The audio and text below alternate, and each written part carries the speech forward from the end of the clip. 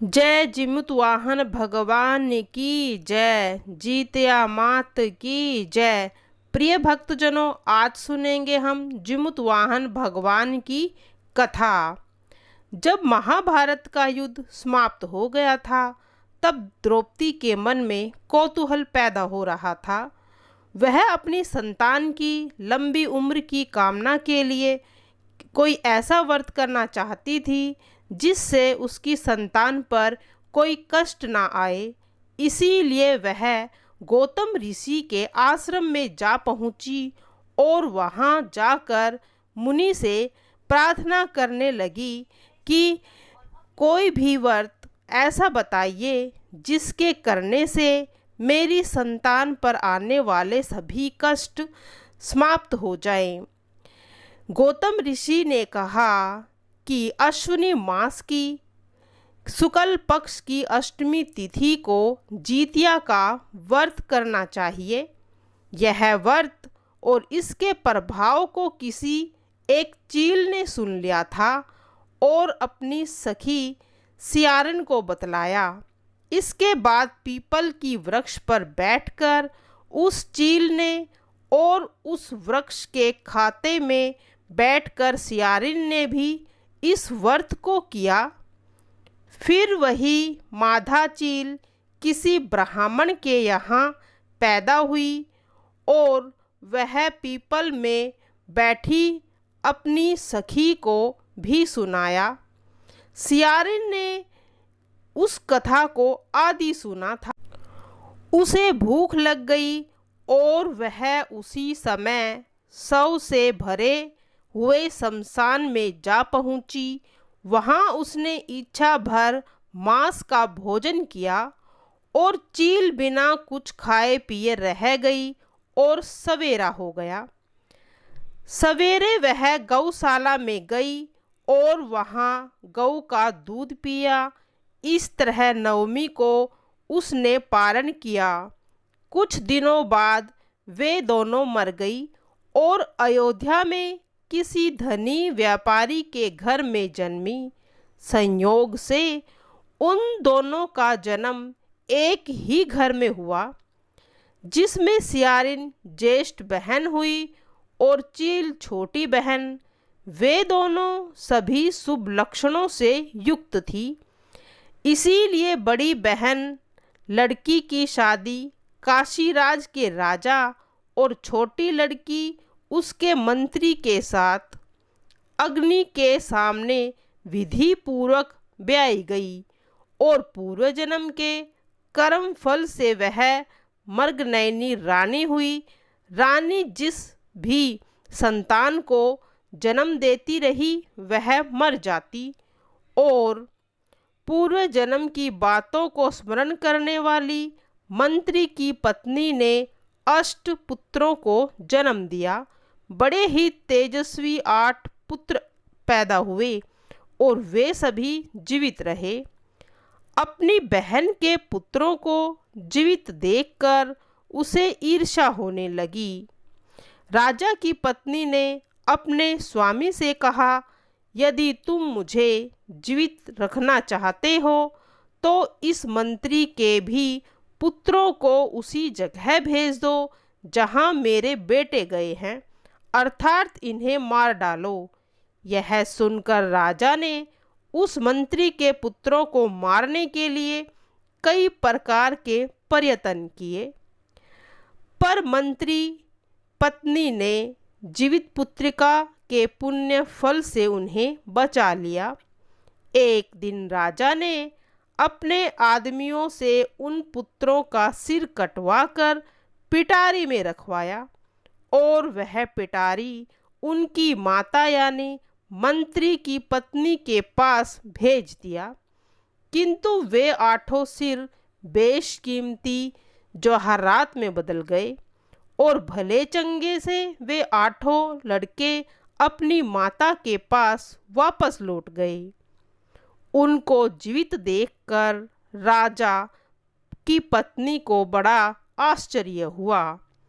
अंत में वह मंत्री की पत्नी के पास गई और पूछने लगी कि बहन, तुमने ऐसा कौन सा पुण्य किया है जिसके कारण तुम्हारे सभी पुत्र जीवित हैं और मेरे सभी पुत्र जन्म लेने के बाद ही तुरंत मर जाते हैं। इस पर मंत्री की पत्नी ने कहा कि पूर्व जन्म में मैं चील थी और तुम सियारिन थी। हमने और तुमने साथ साथ जीवित पुत्रिका का व्रत किया था।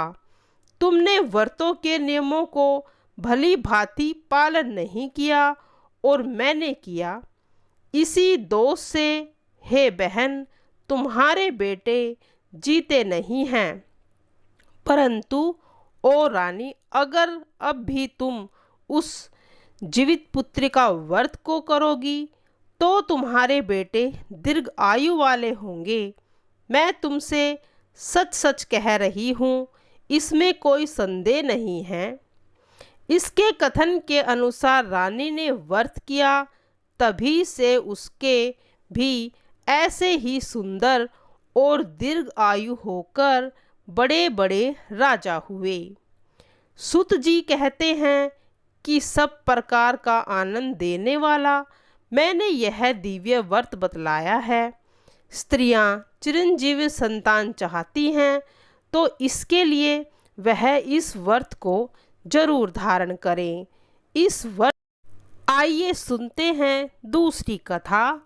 पौराणिक कथा के अनुसार एक समय गंधर्वों के राजा थे जिसका नाम जिमुतवाहन था। जिमुतवाहन को बड़ी कम आयु में ही सत्ता मिल गई थी और उन्होंने काफ़ी समय तक राज्य का कार्यभार संभालने के बाद यह निर्णय लिया कि अब वे राजपाट छोड़कर अपने पिता की सेवा करेंगे, जिसके लिए उन्होंने अपना राज्य अपने भाइयों को सौंप दिया और स्वयं पिता की सेवा के लिए जंगल में जाकर रहने लगे। एक बार जिमुतवाहन जंगल में भ्रमण कर रहे थे तो उन्हें एक औरत के रोने की आवाज़ सुनाई दी। जब वह देखने गए तो एक बूढ़ी औरत रो रही थी।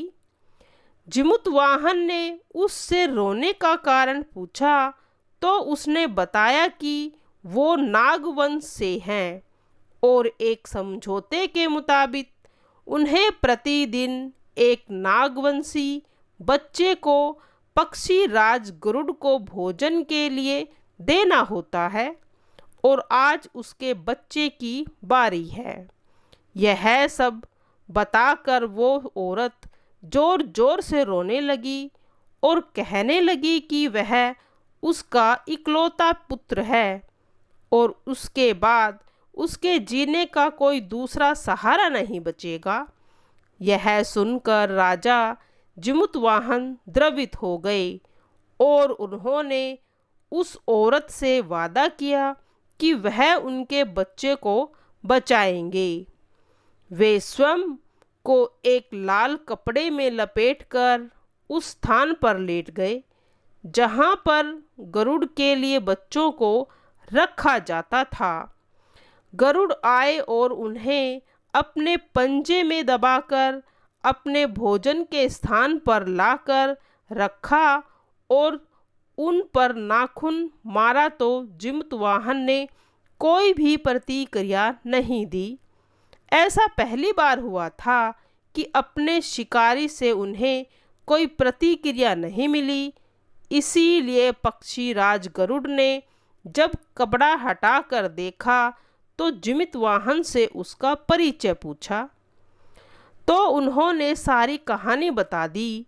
जिमुतवाहन के इस बलिदान से प्रसन्न होकर पक्षी राज गरुड़ ने उनसे वादा किया कि अब से वह किसी नागवंश बच्चे का बलिदान नहीं लेंगे। इस प्रकार आगे चलकर भगवान जिमुतवाहन की पूजा की जाने लगी। उनके आशीर्वाद से और जीवित पुत्र का व्रत रखने से माताओं के बच्चों की सभी समस्याएं समाप्त हो जाती हैं। प्रिय भक्तजनों, अब सुनेंगे अगली कथा। दो बहनें थी, एक का नाम सुखिया और दूसरी का नाम दुखिया था। दोनों का भाग्य उनके नाम जैसा ही था। दुखिया गरीब थी और बहुत दुखी रहती थी। सुखिया अमीर थी और हमेशा सुखी रहती थी। दोनों एक ही गांव में रहती थी। दुखिया सुखिया के घर में काम करती थी, साफ सफाई करती थी, खाना बनाती थी और जो खाना बच जाता था वह खाना सुखिया दुखिया को दे देती थी। इसी तरह दुखिया का घर चलता था। समय बीतता गया, दोनों के बच्चे भी थे। दुखिया को 2 पुत्र थे, सुखिया को भी 2 पुत्र थे। जब जीतिया का व्रत आया तो दोनों बहनों ने जीतिया का व्रत रखा था, पूरी श्रद्धा और भावना से। दुखिया सुखिया के घर में काम करती थी। व्रत के दिन दुखिया ने सुखिया के घर को जाकर चावल फटका। उससे जो खुर्दी निकली वह अपने लिए रख ली और साफ चावल सुखिया को दे दिया। फिर साग को चुना, बढ़िया वाला साग सुखिया के लिए रख दिया और जो डंठल था वह अपने लिए रख लिया। अब दुखिया ने सुखिया के घर सारा खाना बना लिया और अपने घर चावल की खुर्दी और साग की डंठल लेकर गई बनाने के लिए। खुर्दी का चावल और साग की डंठल बनाकर वह खाना अपने बच्चों और पति को खिलाया और फिर स्वयं खाया। उसके बाद दुखिया सोने चली गई। आधी रात में एक बूढ़ी औरत उसके घर पर आकर दरवाज़ा खटखटाती है तो दुखिया पूछती है, कौन है? तब बुढ़िया बोलती है, बेटा हम हैं। दुखिया ने उठकर दरवाज़ा खोल दिया और पूछती है, अम्मा आपको क्या चाहिए? इतनी रात में आप यहाँ किस लिए आई हो? बुढ़िया बोलती है, बेटा मुझे बहुत भूख लगी है, कुछ खाने को दे दो। दुखिया उसे घर के अंदर ले जाती है और कहती है, हम लोग तो बहुत गरीब हैं। आज मैंने खुर्दी का चावल और साग की डंठल बनाई है, क्या आप खाएंगी? तो बुढ़िया कहती है, हाँ क्यों नहीं खाऊंगी, मुझे तो बहुत भूख लगी है, हम वही खाएंगे। दुखिया अंदर जाकर खुर्दी का चावल और साग की डंठल लेकर आती है और बुढ़िया माई को दे देती है। बुढ़िया खाना खाने के बाद कहती है कि मुझे अच्छे से कुछ दिखाई नहीं देता, इतनी रात के अंधेरे में मैं अपने घर पर कैसे जाऊंगी? तो दुखिया कहती है, कोई बात नहीं, आप आज यहीं सो जाइए, सुबह अपने घर चले जाना। तो बूढ़ी औरत दुखिया के घर में सो जाती है। फिर थोड़ी देर के बाद उठकर बुढ़िया बोलती है, बेटा मुझे दीर्घ शंका होने लगी, कहाँ करूँ? तो दुखिया कहती है, मेरे घर में बाथरूम नहीं है माई, इसीलिए आप उधर कोने में कर लीजिए। बुढ़िया पूछती है कि बेटा भड़ भड़ करूं या छर छर करूं? दुखिया नींद में थी तो वह कहती है, माताजी भड़ भड़ कर दो, मैं सुबह साफ कर दूंगी।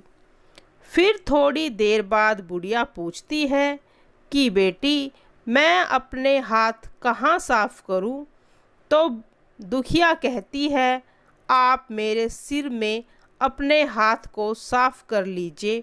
जब सुबह होती है तो दुखिया को यह सब अब सपने के जैसा लगता है कि सोते समय मुझे कोई सपना आया होगा।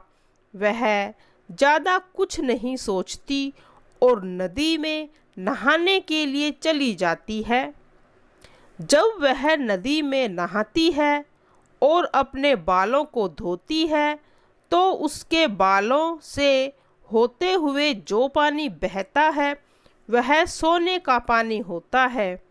आसपास की सभी महिलाएं यह देखकर आश्चर्यचकित हो जाती है और कहती है कि तुम्हारे बालों से तो सोने का पानी गिर रहा है, क्या बात है।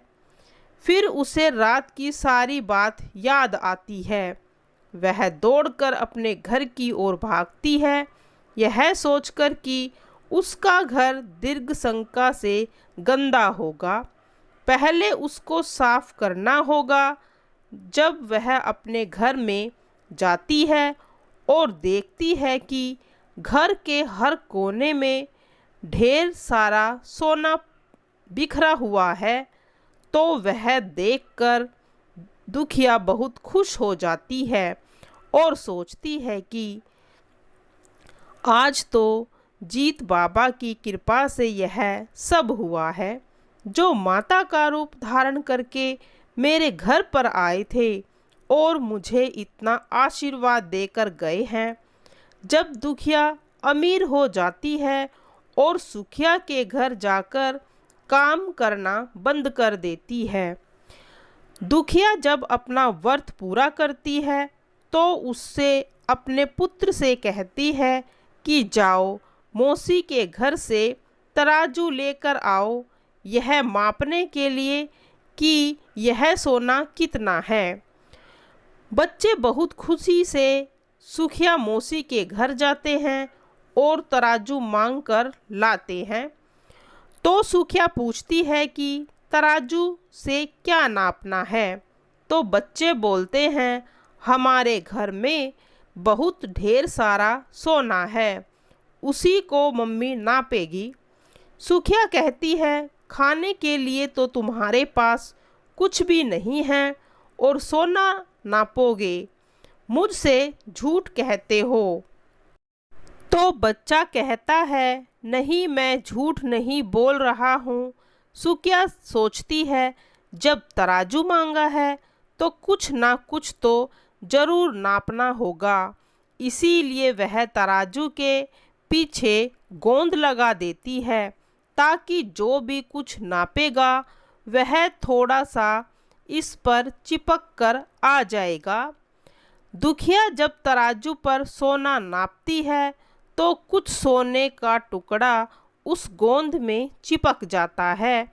जब बच्चा तराजू लौटाने आता है तो सुखिया उसको उलट पुलट कर देखती है तो उसे तराजू में सोना लगा हुआ मिलता है। वह सोचती है उसके घर में जरूर कहीं से सोना आया होगा, इसीलिए वह कई दिनों से काम करने नहीं आ रही। सुखिया उसके घर जाकर देखती है कि आखिर यह सोना कहाँ से आया। जब सुखिया दुखिया के पास जाकर पूछती है कि तुम्हारे पास इतना सोना कहाँ से आया है कि तुम तराजू मंगाई नापने के लिए, तो दुखिया उस रात की सारी कहानी अपनी बहन सुखिया को बता देती है। दुखिया का मन एकदम सच्चा था, इसीलिए वह सब कुछ बता देती है। लेकिन सुखिया के मन में लालच आने लगता है और दुखिया के पास हमसे भी ज़्यादा धन आ गया। अब अगले जितिया में मैं भी खुर्दी का चावल और साग की डंठल बनाऊंगी। फिर अगले साल जितिया का व्रत दोनों बहनों ने रखा। सुखिया के पास हर तरह का सुख था और धन भी था, फिर भी वह जितिया के दिन चावल फटक कर साफ चावल फेंक देती है और खुर्दी अपने पास रख लेती है। साग को तोड़कर पत्तियां फेंक दी और डंठल अपने पास रख लिया और वही बनाया। खा पी कर पूजा पाठ करके सोने चली गई। फिर आधी रात में उसके घर में भी बुढ़िया आई, दरवाज़ा खटखटाने लगी। सुखिया उसका इंतजार कर रही थी। वह तुरंत दरवाज़ा खोलकर बुढ़िया को अपने घर में अंदर आने को कहती है। बुढ़िया बोलती है, मुझे तो बहुत भूख लगी है, कुछ खाने को दे दो। तो सुखिया कहती है, मैंने खुर्दी का चावल और डंठल का साग बनाया है। बुढ़िया बोलती है, कोई बात नहीं, मैं यह खा लूँगी। तो सुखिया परोसती है और वह खाना खाने के लिए उसके बाद वह सोने चली जाती है। बुढ़िया बोलती है, मैं घर नहीं जा सकती, मुझे तो दिखाई नहीं देता। सुखिया कहती है, कोई बात नहीं, आप यहीं सो जाओ। थोड़ी देर बाद बुढ़िया फिर बोलती है कि मुझे दीर्घ शंका होने लगी, अब क्या करूं? तो सुखिया कहती है, कहीं कोने में कर लीजिए। फिर थोड़ी देर के बाद बुढ़िया पूछती है कि भड़बड़ करूं या छर छर करूं? इस समय सुखिया को याद नहीं आता कि दुखिया ने उसे क्या बोला था। तो सुखिया बोली, माँ छर छर कर दीजिए। फिर बुढ़िया पूछती है कि बेटा, मैं अपना हाथ कहाँ पर साफ करूं? सुखिया कहती है, मेरे सिर में साफ कर लीजिए। बुढ़िया अपना हाथ सुखिया के सर में साफ कर लेती है। जब सुखिया सुबह उठती है तो उसका पूरा घर गंदगी से भरा होता है और उसके बाल में भी बहुत सी गंदगी लगी थी। यह देखकर सुखिया बहुत दुखी हो जाती है और उसे बहुत गुस्सा भी आता है। वह अपनी बहन दुखिया को बोलती है और इससे गुस्से से कहती है कि तुमने हमसे झूठ कहा और मेरा घर पूरा गंदा करवा दिया। तो दुखिया पूछती है कि तुमने क्या कहा था, भड़ भड़ करूं या छर छर? तो सुखिया कहती है, मैंने तो उसे छर छर करने के लिए बोला था। दुखिया कहती है, यहीं पर तो तुमने गलती करी और तुम्हारे पास सब कुछ था, किसी चीज़ की कमी नहीं थी, फिर भी तुमने लालच किया। मेरे पास तो कुछ भी नहीं था, तुम्हारे पास तो सब कुछ था। तुम्हें घर जीत मन बाबा भेष बदल कर आए थे, लेकिन फिर भी तुमने उसे अच्छा खाना नहीं परोसा। मेरे पास तो कुछ भी नहीं था, इसीलिए मैंने उन्हें खुर्दी का चावल और डंठल का साग परोसा था। तुमने अपने घर पर आए हुए भगवान का अपमान किया है। यह सब कुछ रहते हुए भी तुमने साग और भात खिलाया। तुम्हारे पास सब कुछ होते हुए भी तुम्हें लालच नहीं करना चाहिए था, इसीलिए तुम्हारे साथ यह हुआ है।